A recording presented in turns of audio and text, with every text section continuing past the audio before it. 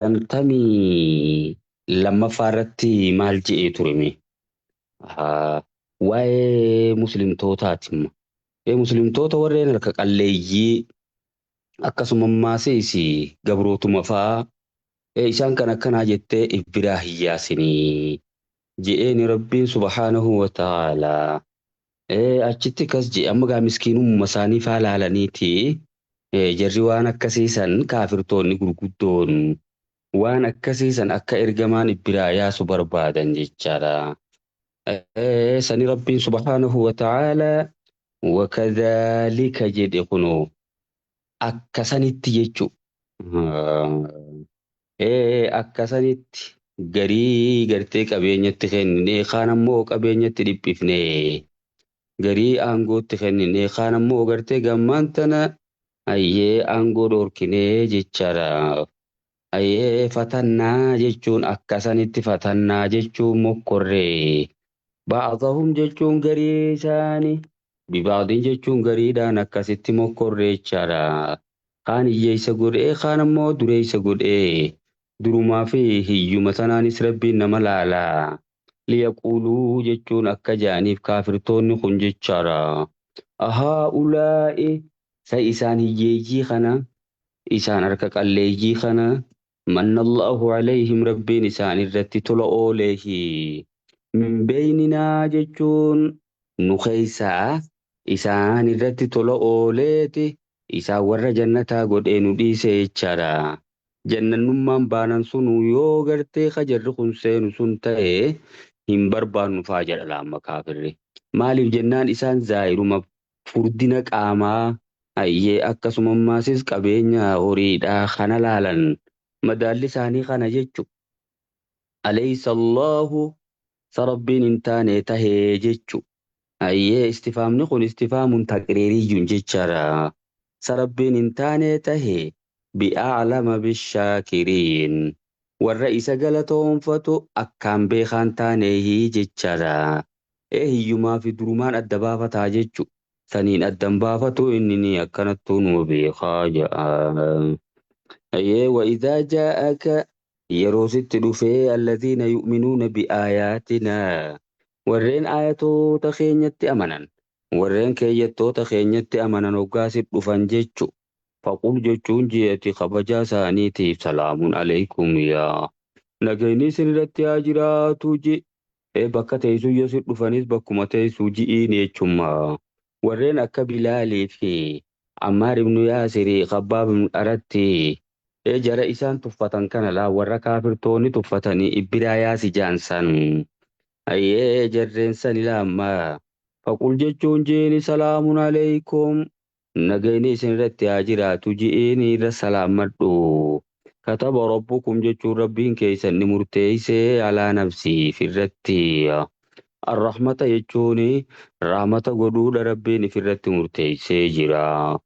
Annahu jechuun dubbi man amila jechuun namni hojjete minkum isinirraa suu'an ayyee hamtuu namni hojjete bijahaalatiyaa wallaalaan jechu.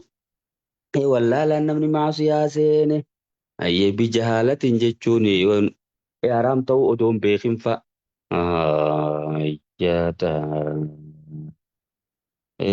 bijahaalatiin jechuun wallaalaan namni hamtuu seene badii hojjete jechaadha. ثم تاب يجون إيجاسي خطوبته من بعده يجون أجبود إيجا بديساني تيجارا وأصلح يجون خدلقا تلجي فأنه غفور رحيم فأنه رقمت ربين غفور جيجون إسانا كيزاني أرارم نسابا يد رحيم يا رحمة قرار أكان إسان مرر فتات جئته ميجارا أما لالغا ورق قلبين ساني جبتسان qalbii isaanii suphuu qabdaa isii kanatti himtee jedhe rabbii subhaanahu wa ta'aalaa. Wakadhaalika ja akkuma olitti himne sanitti nufassilul aayaati gorsa adda addaa adda babaafnee himnaa jechu. Nufassilul aayaati jechuun ayatoota akkasitti gargar adda babaafnee ibsinaa ja'a. Walitastabiina jechuun akka iftuu fi sabiilul mujrimiin karaan warreen badii raawwattootaa sun akka adda isinii baatuuf jechaadha. Waa wattiin tun silaa je'aniin. Silaa jechuun quraana keessa waan jirruuf akkas jenne mala. Ayyee zaa'idaadha jechuun xiqqoon tolu. Ayyee dubbooma jabeessuudhaaf dhuftee jechu. Amma wakadhaalika nufassilul aayaati litastabiina jechuma. Litastabiina jechuun akka adda baatuuf ija. Sabiilul mujrimiin jechuun karaa warreen badii raawwattootaa sun akka gartee gaa ummatumaaf adda baatuuf akkas goone jechaadha. Wanni gorsa yookiin akaamota akkanatti shari'aa tana gargar adda baafnee wanni himnuuf sanii jedhama rabbiyya. Qul jechuun jeeti ayyoon rasuulul kariim yaa ergamaa kabajamaa jedhe rabbiin subhaanahu wa ta'aalaa. Inni nuhiituun anniin dhoorkamee an aabuda jechuun an gabbaruurraa hin dhoorkame ji'iini. Alladhiina tad'uuna warra isin yaammattansa warra isin gabbartansa min duunillaahi rabbii gaditti. San gabbaruurraa hin dhoorkame jii jala muriitti himi. Isaaniitiitu dabareedhaan akka gabbaran faa barbaadela. Nuti waliin jiraachuudhaaf atiis amma gartee gaa amat tokko rabboota nuti gabbarru kana nu waliin gabbarii. Nutis ammoo rabbii kee kaatiimtu san si waliin gabbarraaya. Waan akkasii kana fidan ka'a. Qul yaa ayyuhal kaafiruunaanuu san keessatti buutee bar. Inni nuhiitu anniin dhoorkamee an a'buda alladhiina tad'uuna min duunillaahi. Warreen isin rabbii gaditti gabbartan san gabbaruurraa hin dhoorkamee shari'aan tiyya naaf hin hayyamtu. Amantiin tiyya naaf hin hayyamtu ji'eeni jala muritti. Qul jechuun laa attabi'u jechuun an hin deemummaa saawa'akum yaa. Fedhii teessan jalan deemu qabdalaltu jechuun dhugumatti jalladhe. Idan jechuun yeroo sayyoon fedhii teessan jala deeme. Wamaa ana minal muhtadiin awwaa warra qajeelirraa miti jechaadha. Akkas je'itti himi je'een rabbiin akka isaanummaanuu sin kajeelle.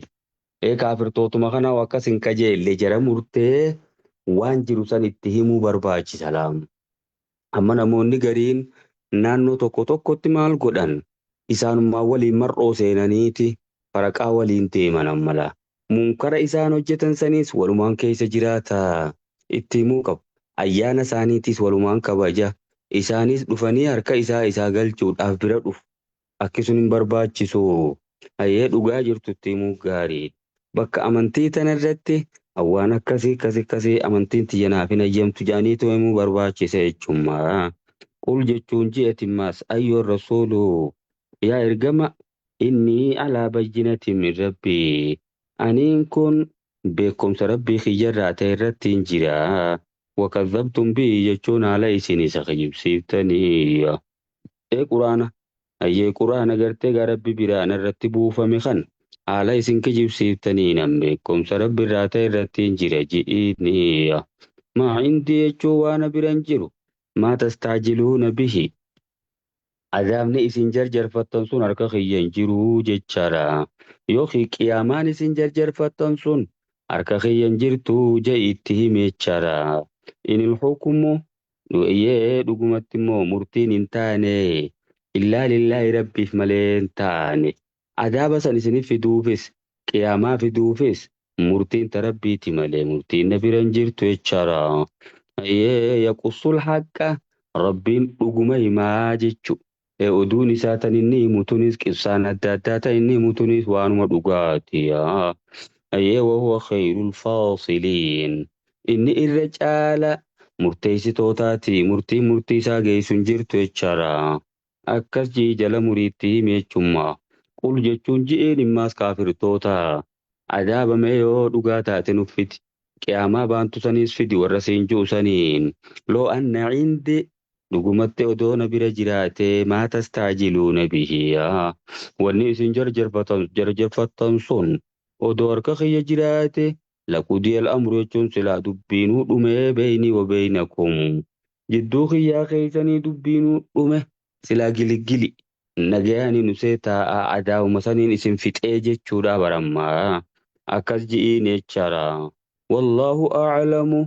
Rabbiin akkaan beekaa bizzaalimiin. Naan kaafirtoota akkaan beeka jechuudha. Saniifuu isumaatiitu galata isinii galchuu ta'a jechuudha. Ayyee rabbiin tokko tokkotti isin beekaa je'een amma dubbiin tunii fi asitti laa odoo adaabni sun harka kiyya jiraate yookiin odoo qiyaamaan gartee sun harka kiyya jiraatte dubbiin jidduu kiyyaa fi keessanii ni dhumaa adaaba san isinif fideetuma qiyaama sanisa yeroo isin gaafattan kanadha. Isinif fideetiin useetuma har'a galfadhaa nagaya ta'ee jechu asitti kana jee. Hadiisa saxiihaa tokko keessatti maaseese ergamaan sallallahu alaihi wasallam gaafa warra xaa'if abdiyaalii ibnu abdi kulaalfaa bira deemee akka isa gargaaraniif gaafa gartee adeerri isaaniitis duraa du'e khadijaanis duute aamal huzni ta'e amanni sun amata hiraar amata yaadaa jechu dubbii tana irratti meediin kana irratti ana gargaaranii jee warra xaa'if dhaqiiga achitti gabrootaa fi hayyee ijoollee faatti qajeelchanii dhaga'an tuman kana ergamaan hedduu guyyaa san baay'ee natti dhaga'ame jaan achii ka'anii deebi'an yeroo isaan amma gartee akkasitti gaa baay'ee dallananii aaranii wantaan rabbiin subhaanahu wa ta'ala malakul jibaaliitti ergi malaakicha gaaraa jechuu ka gaaratti godhame mee akkamsii ta'uu barbaadda gaara akshabeeyniidhaa kana fuudhee isaanirra sii kaayuu balaa feetee natti himadhu isaanittiin sii buusaa dhamma dubbiin gaa jennaani ergamaan lakkii jaaniin duyda isaanii keessaa rabbiin nama natti amanu naa baasuudhaan kajeelaa jaanii didan duuba kunoo didaa jirani amma immoo asitti kunoo rabbiin akkas ji'ii je'eeni dubbiin tun lamaan akkamitti wal bira dabarti kun imma kaasitti rabbiin akkana ji'i je'een kun warra adaaba gaafate sani mee azaabuma sanuu nutti fidii warra je'ee gaafate sun ammoo ummanni azaaba san hin gaafanne azaaba yoo qabaatte nuuf fidii hin jenneeni malakul jibaaliin mee gaara kanarra sii kaa'uu jennaan lakkii dhiisii wanni je'eef isaaniitiitu adaaban gaafatinii kun ammoo warra adaaba gaafatee jiru kan akkana ji'i je'ee rabbiin itti hime kuyyaa wacindahu jechuun rabbuma biratta mafaatihul ghaybii jechuun furtuun fagoo hundaatu harka rabbii jirtii waan fagoo hunda isumaa beekaa laa yaalamuhaa jechuun ghaybii san hin beeku waan fagoo san yaa illaa huwa isuma malee tokkollee nuun beeku wayaalamu ni beeka rabbiin maa fil barri wal bahri waan lafa gogaa keeysa jiruu fi waan bishaan keeysa jiruus waan galaana keeysaatis ni beekaa wamaa tasqutu jechuun waan buutu waraqatin jechuun baalli takkallee nuun buutu miniin tun amma minii zaa'idaa minii silaa jaaniin nakiraa siyaaqana fiyyee irratti seente laamma wamaa tasqutu maannaa fiyaadha wamaa tasqutu jechuun hin buutu min waraqatin wanni baalatee xiqqoos ta'e guddoonis ayyee baallummaan takkallee nuun buutu illaa yaalamuhaa rabbiin isii beeku malee naftu jechaadha walaa habbatiin firiin takkallee hin argamtu fi zulumaatil ardii dukkana adda addaa talafaa tana keessatti hin argamtu walaa ratbiin jiidhaa fi walaa yaabisiin goggogaanis hin argamu illaa fi kitaabin mubiin ayyee galme waan hunda ibsu san keetti jiraatu malee jechaadha loolmaafuus keetti ta'u malee nafu jechu wayaalamu maa fil barri wal bahri hoggaa ju'ee ayyee waan lafa tanarratti argamu jechu ayyee lafaa fi bishaan keessa waan jirus jechu wamaa tasqutu min waraqatin illaa yaalamu waanis gaa sochii waan tokkollee tun arga baalli mukaatu inni beeku malee buudhamma ayyee walaa ratbi walaa yaabisiin ammoo walaa kalubbuu qabuu fi kalubbuu hin qabne jiidhaa fi goggogaan hundinuu loolmaafuus keessa jiraatu malee nafu rabbii waan hundaa'u beeku malee nafu jechuma gaa ayyee wahuwa rabbiin alladhii yatawaffaakum jechuun isa isin raffisu jechu tawaffiin asiitun ayyee tawaffiin noomiidhaati khayrii baate jechaadha walladhii yatawaffaakum jechuun rabbiin isa isin raffisu billeeyli jechuun halkan keessa isin raffisu jechummaa wayaalamu jechuun inni qabeeku maa jarahatum maa kasabtum jechuu waamiltum waan isin hojjettan kabeeku binnahaari guyyaas waan isin hojjettan kabeeku inni yaa ثم يبعثكم ثم يبعثكم جتون سنبودا مو اسم دميسا ربين في يجون قويا خنا خيسا إسن دميسا الكن رفسا ليقضى يجون أكر في wanni kana godhuuf halkanii guyyaa kanaan ajalun musamman jechuuni yeroo murteeffamaa ta'e sun akka dhumuuf jechaadha. Namuu halkanii guyyaa kanaan lakkaawwatee qaaxaroon du'a isaa sun geessee jechuu baramma. Tumma ileehi marji'ukum eega duutanii immoo gara rabbiitti deebiin keessan tumma yunabbi'ukum jechuun gaafa fuula isaa deebitan inni immoo isiniif himuu jira. Bimaa kuntum ta'maluu waan addunyaa gubbatti hojjechuu turtayyaa. Wahuwa jechuun rabbiin sun alqaahiru jechuun isa injifataa ta'e fawqa cibaadii jechuun gabrootan isaa gubbatti jechaadha. Hundinuu gartee gaammaan tana kontiroolii isaa jala jiraa jechu. Wayursilu alaykum jechuun rabbiin isinitti ni ergammaa si'a. Afawwasan jechuun malaayikota isin tiksan isinitti ergaa. Tiksitoota isinitti ergaa jechu hattaa idaa jaa ahadakum. Ayyaadha.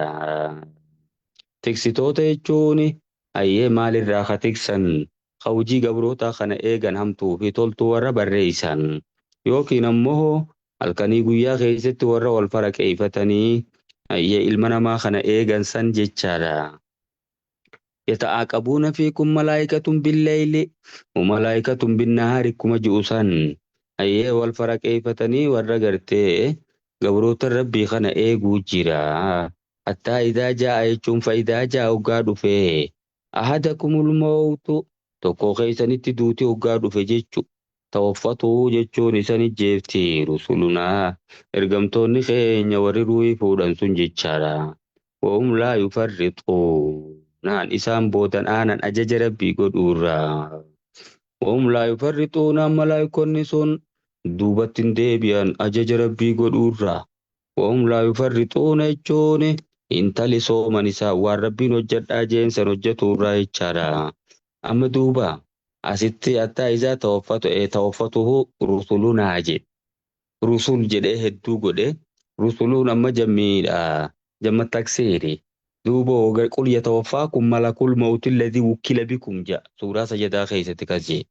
Ayyee malaayikaan du'aaf ramadame kun karuuhii fuudhu kun tokko jechuu garsiisa. Asitti immoo hedduu ta'uu garsiisa. Itti gaafatamaatu isa sani malee innummaanuu gargaartota qabaa jechaadha. Wahum laa yufarrixuuna jedhedhaam. Intali sooman duubatti hin deebi'an ajaja rabbii sana hojjetuurraa jechaadha. Tumma rudduu kan booda immoo ayyee warreen du'an kun ni deebifamanii ilallaahi gara Allahaatitti deebifaman. Mawlaahumul haqqi jechuun mooticha isaanii ka dhugaadhaasan. Maalikumul haqqi jechu qabaataa isaanii ka dhugaadhaa ka isaan uume san gara saniititti deebifaman jechaadha. Amma duubaree eenyu dubbatutti jira waa'ee kaafirtootaa faa dubbatu jira barlaamma. Tumma rudduu ilallaahi mawlaahumul haqqi jee asitti imma Allahni ayyee mawlaa isaanii ta'uu hime. Bakka biraatti immoo kaafirtoonni mawlaan qabu laa mawlaa lahum jedhe. Laa mawlaa lahum jechuun mawlaan isaaniif hin jiru jechaadha. Allahu mawlaanaa walaa mawlaa lakum akkas ja'a jedhan ergamaanis. Kaafirtootaaf deebisa'a. Abii Sufyaan faa gaafa gartee gaa ulu hubal jedhan san akkas ja'a deebisaa fi jedhan duuba asitti immoo mawlaa umulakki jedhe hiika isa kanaatiitu garagaraa jedhan. Mawlaan achii sun naasira jechuun tumsaa jechuun ka isaanii tumsu jechuun. Asitti immoo mawlaan asii kun maalik jechuun. Mootii isaanii ka dhugaa. Ayyee qabaataa isaanii ka amrii isaanii ka gara gaggalchu ka dhugaa san jechuun. Amrii kaafirtootaatis ayyee ka gara gaggalchu rabbumaa. Alaala ulookumu mee dhagayaa isuma qofaa fi murtiin rabbuma san qofaa fi wasra'ul haasibiin. Innis saffisaa warreen waa qoratanii jechuummaa. Qormaannisaa yeroo gabaabatti xumurama qul jechuun jeetimmaa. Mayyuu najjeekum mee eenyu naga isin baasa ji'ini gaafa. Eenyu isin baraaraa min dulumaatil barri wal bahri. Dukkana garagaraa lafa gogaadhaatii fi galaana keeysaa sanirraa mee eenyu isin baraaraa tad'uunahu jechuun isuma yaammattaniituma tadarru'an jechuun kagaxiif qabdan haala taataniin tadarru'an jechuun kaway waattan haala taatanii fi wakufiyatan ka sagalee teeysan gad qabattan haala taataniinis jechaadha. Tadarru'an jechuun sagalee ol fudhattanii isatti waywaattan jechu akkas jennee hiikuu dandeenya. Wakufiyataniin ayyee sagalee teeysan gad qabattanii iccitittis ka ayyee isa yaammattanii ituma la'inan jaanaa. La'inan jaanaa jechuun yoo nageenu godhe. Ayyee la'inan jaanaa jechuun rabbi yoo nageenu baase. Amma qaa'iliina jechuu asii gatame. Kana jettanii kakattan jechuu warra. La'inan jaanaa jechuun dhugumatti rabbi yoo nageenu baase. Minaadhii jechuun isii tanarraa. Ayyee dukkana tana keessaa yoo nageenu baase. Lanakuunanna mina shaakirii. Naa warra isa galatoonfaturraa taana jettanii jaa. Akkasuma jettanii isa yaammattan malee gizee rakkinaa isuma malee isin beeytanii duuba hoo isa kan akkamitti yeroo bal'inaa hoo gabbaruu dhabdan jechaadha. Qulillaahu yunajjeekum rabbumaatiitu naga isin baasaa minaa jechuun dukkana adda addaa sanii fi minaan zulumaatii sanin mala. Wamin kulli karbiin rakkina hundarraayis rabbumaatiitu isin baraaraa. Summa antum tushrikuu. Naan duuba immoo deebitanii isatti waaqindeessan siyyaa. Qul jechuun ji'iini huwal qaadiru rabbiin sun dandaya alaa yab'atha alaykum isinitti erguu irratti azaaban jechuun adaba min fawqikum gubbaa teessanii isinif buusu azaaba samiirraa isinif buusuus ni dandaya. Oomin taate arjulikum yookiin miila keessan jalaa isinitti baasuus ni danda'inni. Oo yalbisakum yookiin isinuma kanaa wal makuus ni dandaya. Shiya'an jechuun gosa gosaan wal isin makee wayufiiqa jechuun dhandhamsiisuu yaa. Ba'dakum jechuun garii keeysan ba'asa ba'din jechuun adaaba gariidha. Lola garii dhandhamsiisuu jechuun saboota garagaraati wal isin makee ayyee sabni tokko tokko injifate tokko tokko gabroonfate akkasitti isaanummaan kun wal rakkisu jechaadha. Akkuma zamana kana wanni kun baay'etti gaa kanarrattis dandayaadha jechu dhuguma dandaya arkaa jirra kunoo unzur jechuun meelaalee ajaa'ibi ayyoon rasuulul kariim ergamaa kabajamaa jedhe rabbiin kayfa nusarriful aayaati akkatti gorsa adda addaa kana ibsinu yookiin ammoo deddeebifnu la'allahum yafqahuun akka isaan beekaniif jechaadha. وكذب بيجون قرآن خلني خجيب سيسي قومك يجون من خي قريشون سن كافرتون قريشي لان خجيب سيسن وهو الحق يجون أدوما إني لغات يجرو إني ركنك أباتي تيمت ركني إسان مبير جرجج قل ججون جين إسان مصنين لست عليكم بوكيل ججون نسنيرة تكسار آمي تجين يجرا hojii teeysan tiksuudhaa fi miti hankaniin dhufe animmaas wabii keeysanii miti ji'iin jechaadha. Ayyee kulli naba'in oduu hundaafuu mustaqarruun jechuun yeroo jira. Wanni hundinuu yeroo taatu qabdi. Likulli naba'in jechuun ayyee likulli khabarin oduu gartee garabbiin himu hundaafuu mustaqarruun jechuun yeroodhaatiitu jira yeroo wanni sun taatu jira. Wanni hundinuu bakka qabdi yeroo qabdi ja'a. Adaaba akhiraa sunis hafan qabdu. Qiyaamaanis hafan qabdu jechu. Likulli naba'in jechuun ayyee oduu hundaafuu mustaqarruun jechuun bakkatti taatu jira. Yookiin haqiiqaa isiidhaateetu jira. Wasoofa ta'lamuuna jechuun fuuldura beekuuf jirta waan kana. وإذا رأيت يرو قرتج ربي نبي محمد صلى الله عليه وسلم الذين يخوضون ورنس السينن سنوغاغرت في آياتنا يجون آياتو قرآن خينيا خنا خيسا ويديني خنا خجب سيسو خيسا إساني تاي دين كان أرفس أيه وغاني في غرتي وردين كان خيس السيني وانتاني آسويا فارد عنهم إساني راغرغلي أيه إساني وجين تاين حتى يخوضوا أنك إسان سينانو في حديث غيره haasawoo biraatti hanga seenanuu ajandaa biraatti hanga seenanuu jaa biraatee وإما ينسينك يجو يوسي رام فتشيس موه الشيطان وجون شيطان برادي موخنا يوسي رام فتشيس فلا تقعد يجون انتاي نساني وليا بعد الذكرى إيجا يا دنوتي مع القوم الظالمين نانو متوتا كافر توتا خنا ولين